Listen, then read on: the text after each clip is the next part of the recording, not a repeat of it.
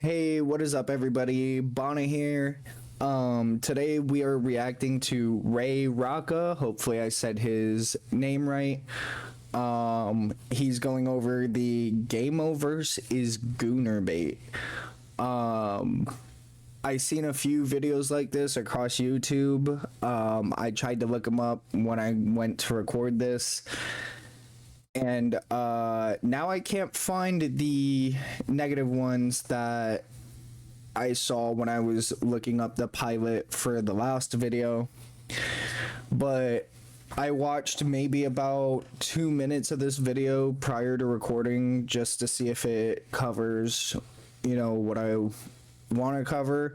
And it looks like he goes over it all overall. So yeah, we're gonna get into this, and the link to the original video will be provided in the description. Let's get into this.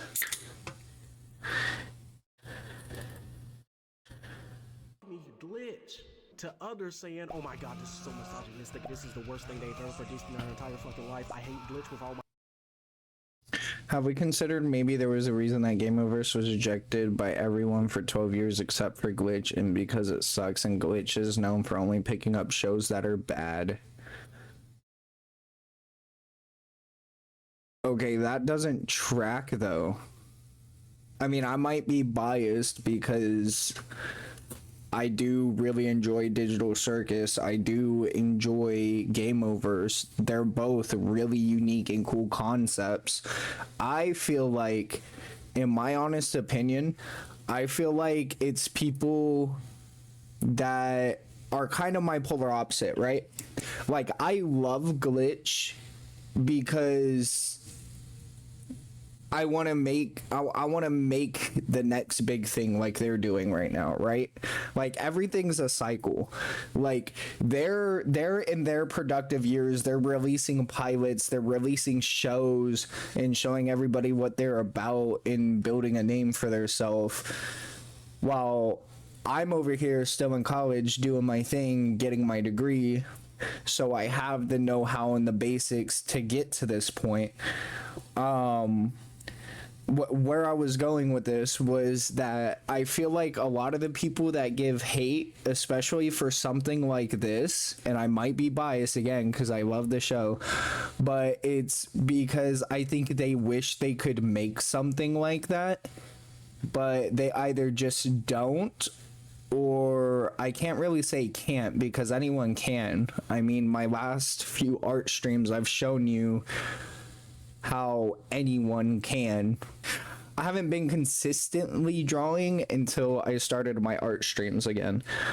But like, whereas me, I wish I could make something this cool, and it's not necessarily a wish, it's eventually I will. If you watched my reaction video before this, you will literally see me hyping up and be like, that's gonna be me one day. I can't believe this. This is the worst thing I've ever seen in my fucking life. Kill me now. Whoa, calm down, Jamal. Don't pull out the nine.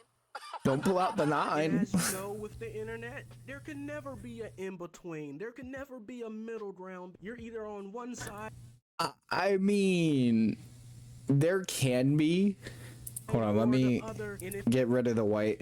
There can be, but the issue, like, I guess, I mean, on the internet, it is that way. It's, you're either with them or you're with us, and it's like, I don't have to be with anybody, bro. Like, I can respect and like the show, and I don't have to tell anybody. But the whole reason I'm making this video is because I feel like it gets too much hate for no reason. Like I said,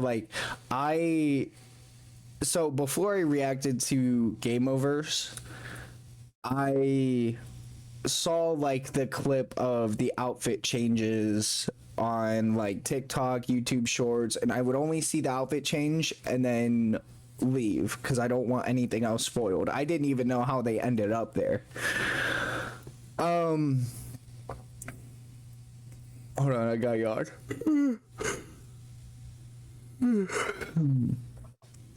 But I saw that and my first thought was, that's so VR coded. you could change your avatar like that. But that's what kind of got me invested. That's like what kind of started me watching it, because just the way they did the outfit change was really cool in my opinion.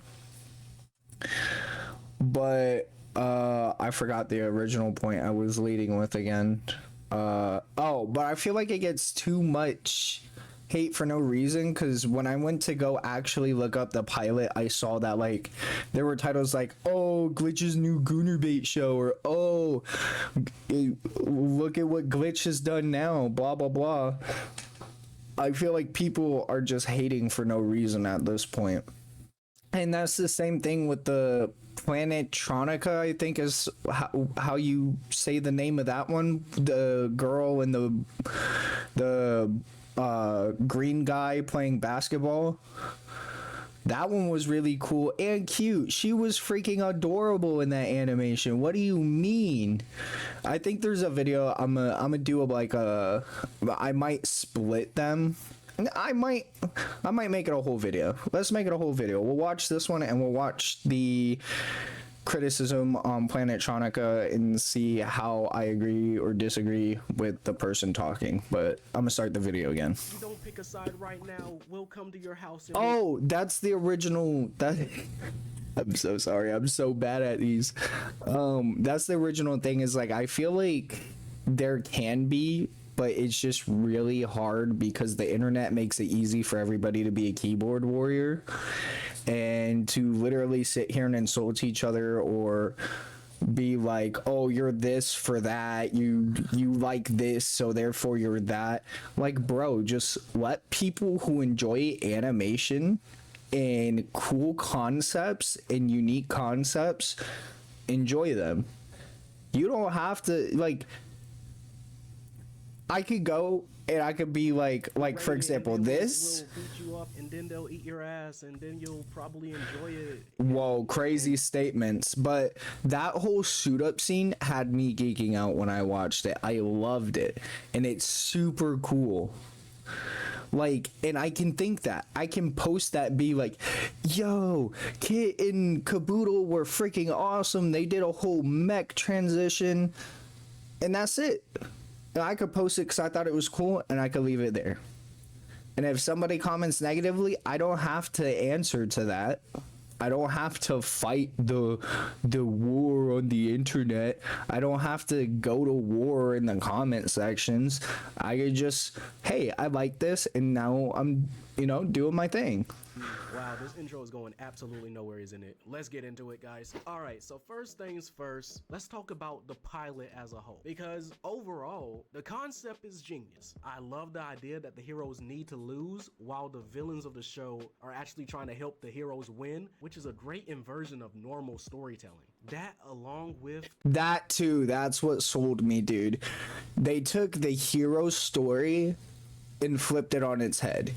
These people, this small cast of characters right now, they're technically the bad guy, but they're being the good guys by being the bad guys to make sure the hero doesn't destroy their world by beating the bad guy in that world. So basically, the heroes are doing the wrong thing for the right reason based upon that world. World has scary villain. If scary villain dies, the world dies. But if they could somehow make it, what's the word I'm looking for? If they somehow make it to where the villain doesn't die and the hero never gets to the villain and beats him, the world isn't destroyed. And I kind of feel like it kind of like somebody sat down within Glitch, or like Glitch Productions sat down and they were like, okay, you know how like some people play campaign games and then they never touch the game ever again once they beat the final boss? What if we made a show like that? But instead of it being a person playing one game and beating it, it's a whole universe, and when people beat the game in that said world, the world is gone. There's no more to it because you beat it. Like, and then you have somebody who cares so much about the planet and she obviously wants to do the right thing, but by doing the right thing, technically she has to do the wrong thing. Like later on in the show, Flappers is like, he's terrorized my village for so long. Now I have the chance to beat him. And it's like, Flappers, you don't understand. Like, they couldn't straight up tell him, but your world's gonna die, bro. If you do that, you kill everybody, not just the villain. Everybody dies. I think that's a really cool concept. The unique setup, the room for conflict, the plethora of scenarios they can have where they visit vastly different worlds. Also, W voice actors. I love that Jay Slat is the little backpack guy. Based off different genres of games. There's just an endless number of creative That, I love it. I love how they did that. It is so smooth. It's so cool. Just swipe, swipe, swipe. Not this one, not this one, not this one. Okay, this one. storytelling potential that they have here. Now, in comparison to other Glitch projects where the world building is more tightly knit, this feels vast. This feels... Oh my god, and the characters, bro, like, I know it sounds like I'm glazing, like, I don't think that I'm the only one that thinks this about the show, though. Projects where the world building is more tightly knit. This feels... Like, look at these characters, bro, like, so cool, dude. Vast. This feels more atmospheric. This Yes. feels big.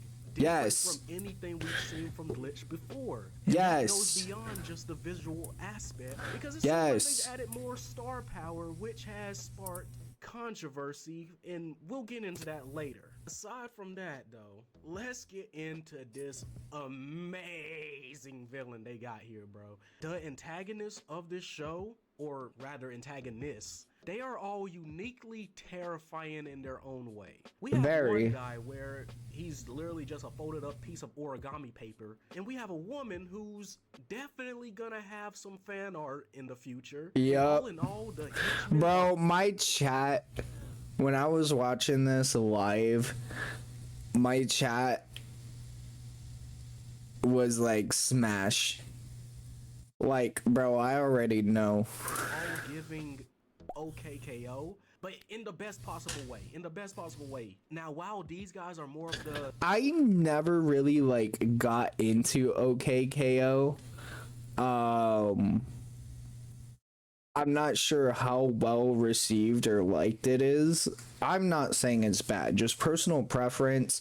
I never really got into it, but like, I can see what he means. Like, the art style, it does give off that kind of vibe, and I'm here for it. But maybe I never gave it a fair shot. Maybe we'll watch a few episodes on the channel and we'll see what happens. If y'all like reaction content and you want to see more, let me know down below. And we can maybe look for other things to react to. Classic needed comic relief that you'll expect from a show in this format. The main antagonist, terrifying as fuck. I mean that with pure sincerity, the way they captured his terrifying... Not to mention, my man's is voiced by the same person that voices All Might, the GOAT. Also voices Zoro, and also voices the other GOAT, Piccolo. They're all goats. Literally, this man is just the GOAT. Or whatever you want to call it, absolute perfection. I am terrified. If anything, I am watching this show mostly for him because I am loving what they're doing with his character so far, especially with how haunting that ending was, and the fact that the heroes did not win at the end, which is sort of the entire point of the show. That was so good. I love how disturbing it was. How you walk out of it with even more questions than you came in with. That is the sign of a good show. Now let's get into the bad. Well, it wasn't exactly bad, but there are issues. Pacing issues. Now, with indie projects, they do usually cram a lot of. I mean, to be fair, I I personally feel like it's 50-50 with pacing for pilots. Um really, the pilot is just for you to get a feel for the world and to set up like whenever they get ready for the first season. I feel like you can't be too harsh on pacing for a pilot unless it's just like super sped up to where you can't grasp the situation or like process it. But I think the pacing isn't terrible. It maybe could use some work, but otherwise I don't think it's the worst thing in the world. I think the pacing is pretty okay for a pilot. But me personally, I wouldn't criticize the pacing of the pilot too harshly, because that's what it is. It's a pilot. It's introducing you to the world and giving you the first conflict or the first view of everything going down and setting up for the season that is to come. You know, it's basically to get you excited and get you into the world. And you know, like, I'm pretty sure there's people out there that, you know, you play demos, right? Your demos are basically the pilot of the game. The demo could have you at a midpoint of that storyline where you're just doing a wave mode and your captain of, you know, the crew you're working with is already acquainted with you. But then when you play the full release game and you start a new game, you're doing the training simulation and the captain is like introducing himself and getting you set up for your prior battles, and you don't come to that midpoint that you were at till far later on. Like, that's how these things kind of work. That's like saying, oh, this demo needs pacing work. Bro, we just dropped you at a midpoint of the game that doesn't reveal too much, but you still have fun with it. And like, I want a full release of this game.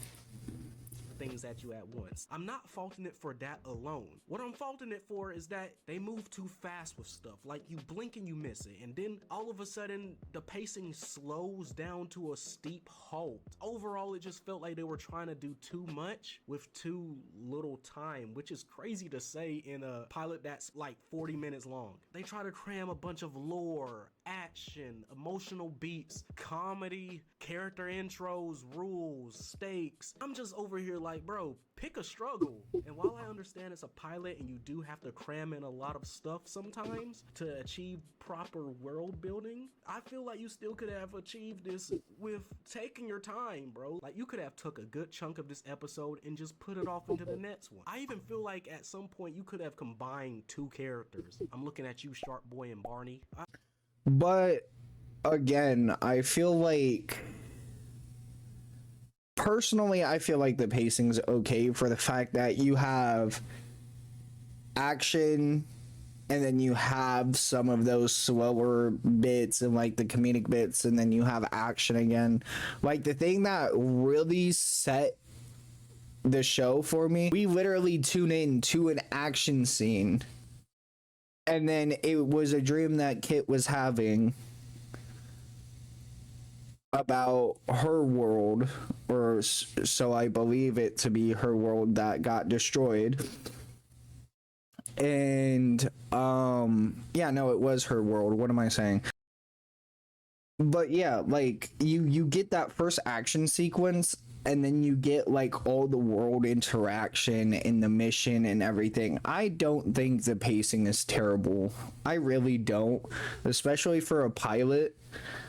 I feel like a pilot needs to give you intrigue. It needs to hook you and be like, oh, okay, so this is how we're moving. Like, these are how these scenes play out. I really don't think harping on pacing like that is you know, and I'm not gonna agree with everyone on everything. However Raka feels about this, I gotta check the name now so that way I make sure I said it right. I had no disrespect. I'm just gonna say Ray. Hopefully he doesn't mind that. But like, I'm not gonna fully agree with Ray on everything, and Ray might not agree with me, and that's fine. That's totally acceptable. I just, my personal opinion, think harping pacing on a pilot is a bit much, but that's just my opinion. It's not a fact, it's an opinion. It's how I feel about it. Other people are entitled to their own opinions. Of making me care. And let me explain that. So let's use Kit for example. First time seeing her, they use an abundant amount of trauma, lost friends, and we barely even know them as a person. Now, I'm not saying that you need to know them as a person in order to relate to their trauma, but it feels heavy-handed. It feels forced, especially considering this is literally the first instance of me ever seeing this character. I want to bond with her first before I see her complete backstory just shoved down my throat. Seems like the Burger King of character development. And while we're still on Kit, she does feel weirdly inconsistent power-wise. Now, not to be one of those power scaler type of people, but my guy, she's a capable fighter in the intro, but then she seems suddenly helpless later. If she's so experienced, why is she making these rookie mistakes? I mean, lock the So there's a few points he went through. now her first before I mean, yeah, I can understand that point too. You want to bond with the character first. You want to have a reason to feel that type of way about the character. But at the same time, like, how else do we set up that, oh, you beat the bad guy of your world and now your world is being destroyed, but if you come with me and you make sure this doesn't happen to other worlds, you could prevent this kind of thing from happening to anybody else. Like that's kind of like, that's the basis, right? And I feel like doing it this way, in my opinion, works because like it shows you like, oh, she was fighting the big boss of her world, and when she finally beat them, the world started to decay. Like, I get it, you want that connection with her and her peoples, and how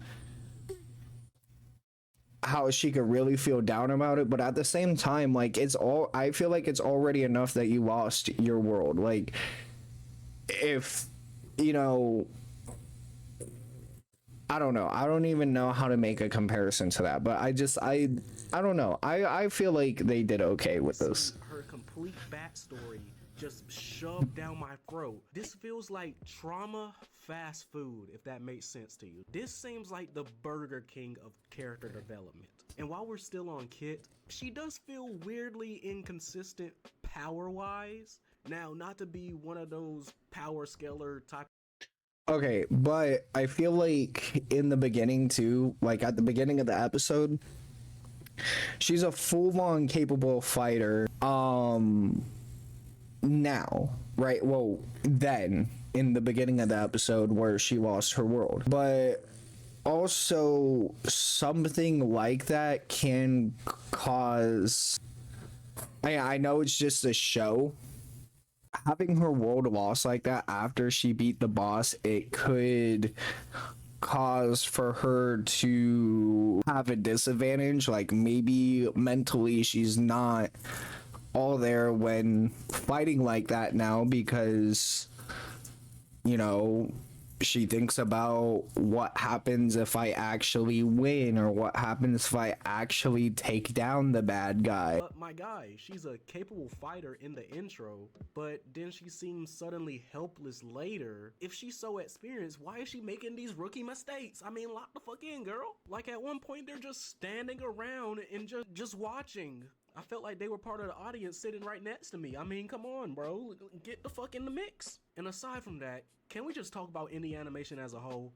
Can y'all please let go of the traumatized protagonist trope? I'm sorry, but like, there's just so many going on right now. And it's okay. It's okay to have traumatized characters. Nobody is saying that. But when you have a traumatized character and you literally start out your show with them being traumatized, that's how you know you kind of got a problem, bro. That's how you know you kind of got an addiction. Like, it's kind of the crack of indie animation right now. These motherfuckers can't get enough of it. Also, quick note, why does J Slat sound like he recorded in a Best Buy display aisle? What the fuck is going on with his voice, my guy? Like, I know they're trying to do like a little robotic mix or something, but for me it didn't work, and apparently for a lot of people it just felt kind of off. Just wanted to mention that. Okay, I know they're trying to do like a little robot.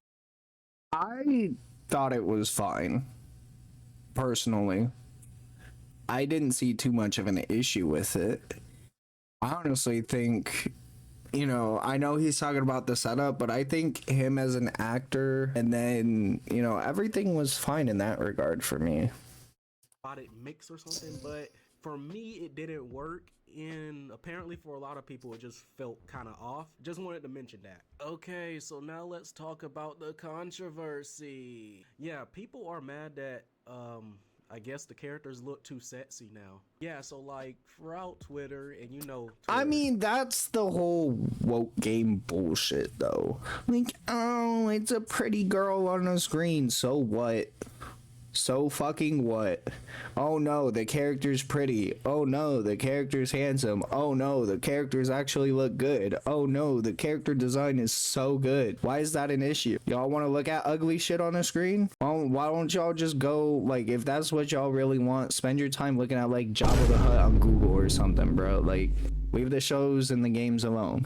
Let them have their beautiful characters. full of hatred and lust. So if we Yeah, just there look you up go. game There you awards, go. That too. There you go. Why don't you go find stuff with her in it, huh? Why don't you go like find some witchy looking people in characters that don't look appealing? Why don't you go spend your free time doing that and leave the shows with the awesome and pretty character designs alone? you'll see debates more nonsensical than our recent political landscape. This might be shocking, but they do have somewhat of a point. Many people have been saying that they dress, particularly the women characters, which is essentially just two, in swimwear on the beach, and it's misogynistic because they look too sexy. Waiter, my steak is too buttery and juicy. Waiter. But yeah, like, For bro, real.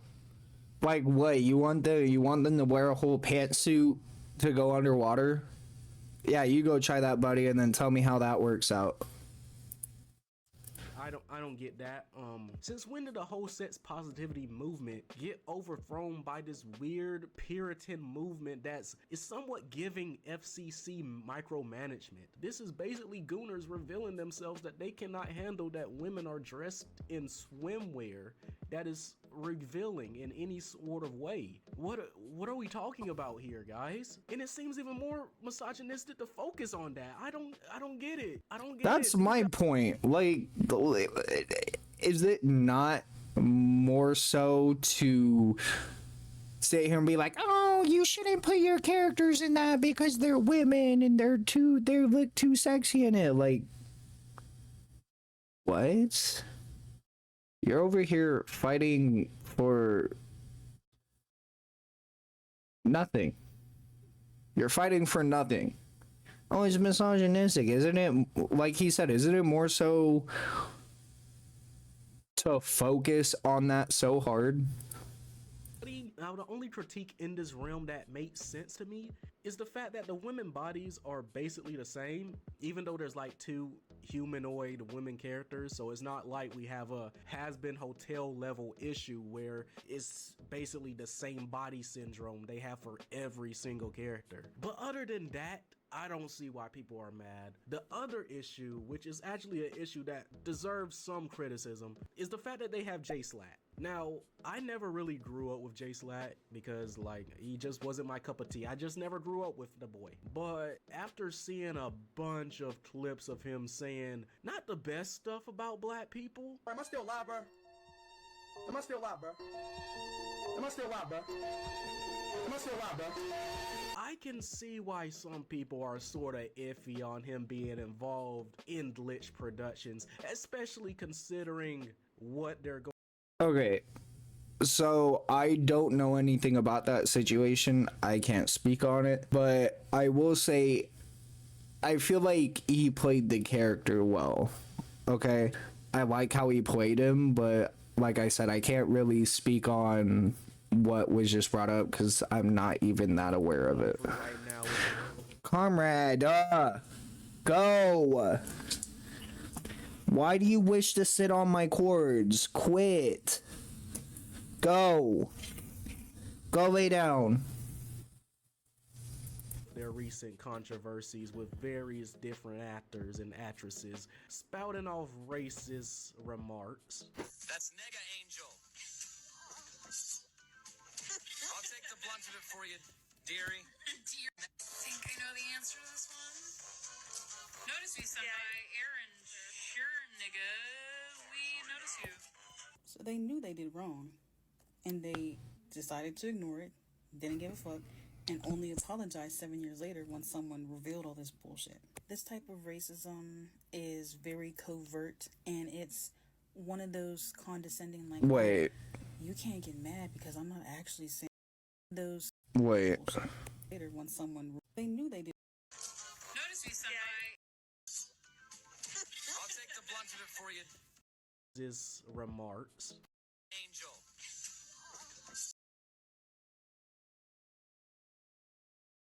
Of racist remarks. That's Nega Angel. I'll take the blunt of it for you, dearie. Think I know the answer to this one? Notice me, Senpai. Aaron. Sure, nigga. We notice you. That one's a little.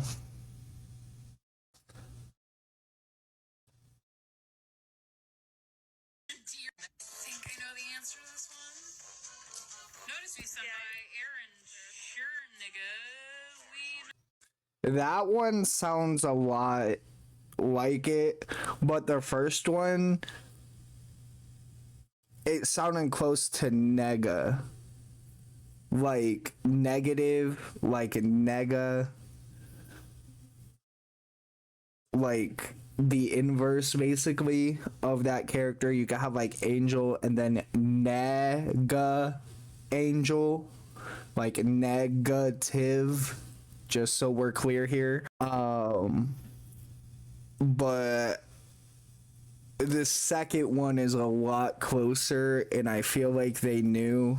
I feel like they knew that it was that close. That's why there was hesitation in saying it. But like, yeah, the first one definitely sounds like the nega chin. Like, you know, it's like nega angel, like negative angel, even though I don't know how negatives work in there. Would it be like a digital circus where instead of a lusty angel dust you have a wholesome as the negative variant of angel dust? And they decided they didn't give a fuck and only apologized 7 years later when someone revealed all this bullshit. This type of racism is very covert, and it's